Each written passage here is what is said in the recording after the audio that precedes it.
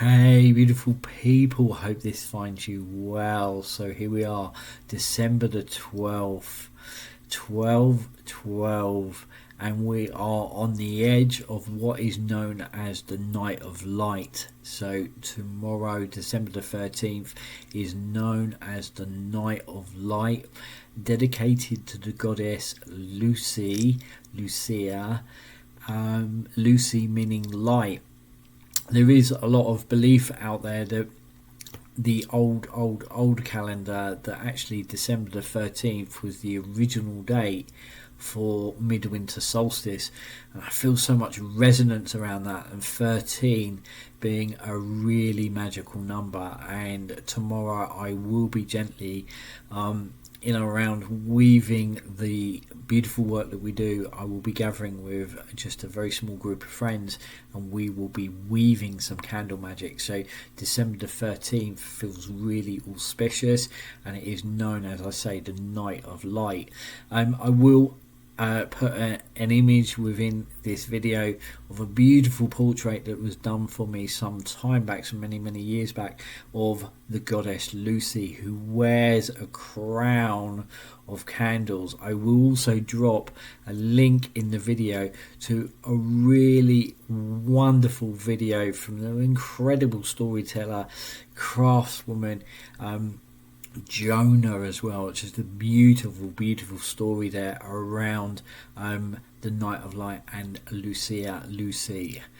So that kind of really does root me into the conversation that I wanted to share with you today, which is around altars. There within the intro you would have seen our altar. I'm wondering if you have an altar. Ours come about really accidentally when we redesigned, rearranged and decorated our living space. That altar followed, yet not at first. At first I simply just rested the lantern alongside the portrait of our beloved Bridget. Then I placed the vase and some dried oranges and cloves. Then the following morning there was a knock at the door. You've got to love those knocks on the door. There's a knock at the door, and I was greeted by a dear friend carrying and gifting such a beautiful bunch and bundle of holly. So with such gratitude I just simply placed the holly into the vase, lit the candle in the lantern, and as I sat back and smiled without realizing it, we had woven a altar. And I love its simplicity, and I'm just wondering what you think.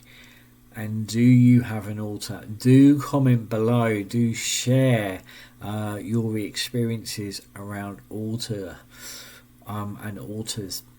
I love how these things happen and how they take shape by themselves.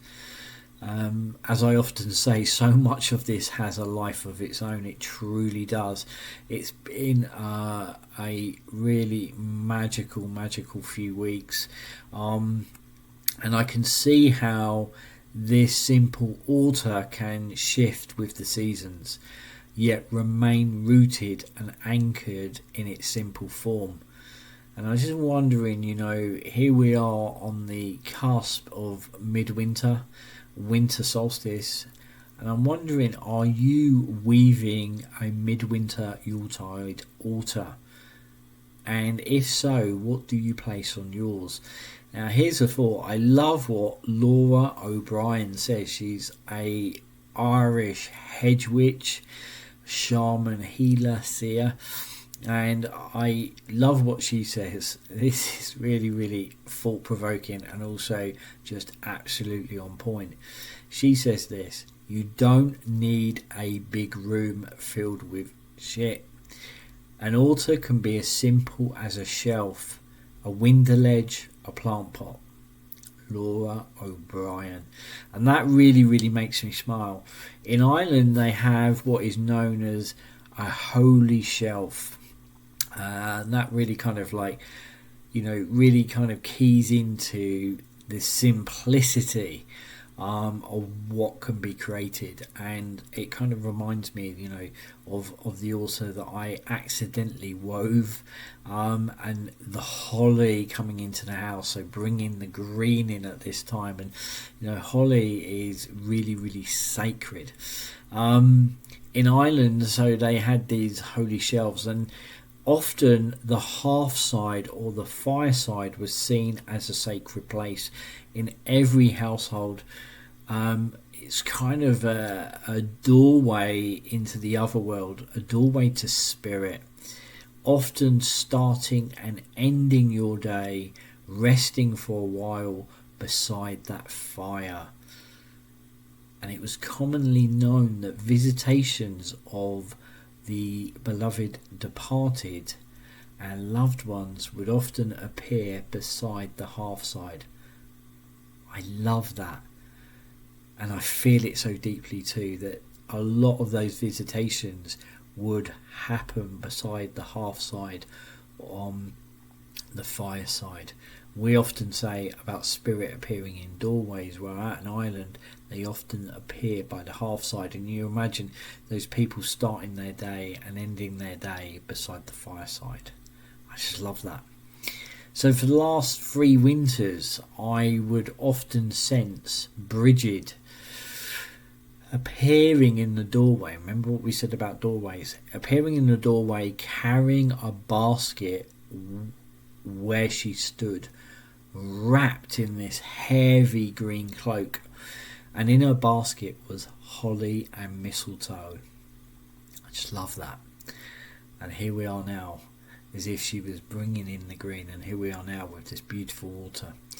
And now the more I want to kind of move away from adding, the more I think we clutter the space with anything more than a candle and some flowers, the less connected I feel. So our altar come about randomly, accidentally, yet is it ever? And here I am this last week spending some time with my dear dad, who's recovering from a major knee operation.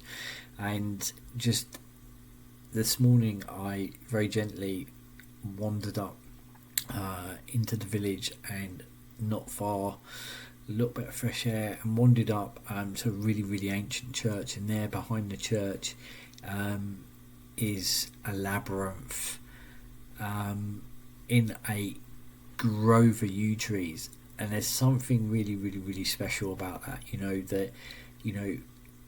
Our altar spaces can be found absolutely in all spaces. And people say to me, what does an altar actually do? Well, I think it does anchor us, it roots us. I remember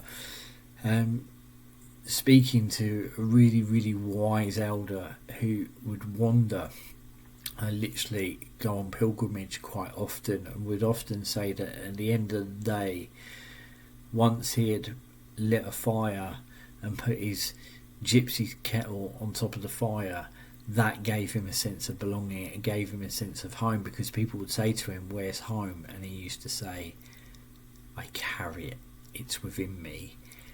But he often would say, once that fire was lit, once that kettle was on top of the fire, he'd gaze up at the stars, or he'd sit there as night begins to kind of take hold, as day shifts into night, into the twilight, the liminal once again. There would be a sense of home. It kind of reminds me of my book, my audio book that will become a book one day, The Long Road Home. If you are interested in hearing some of the stories behind the stories, if you head over to the website www.shanegadd.com, you will find The Long Road Home. I will put a link within this video, and it's that sense of taking that journey. And I think that altars, they're an anchor, like my beloved dear mentor elder, who was an incredible teacher in this life, Ivan Macbeth, often would say, once that gypsy kettle was on top of that fire, there was a sense of arriving home. And that become a sacred space. You know, it's a living, breathing altar. So until next time, next week, which will be the last video this side of midwinter, that would be the last video this side of midwinter. We have a corker lined up for you, but until then, keep shining and shine bright.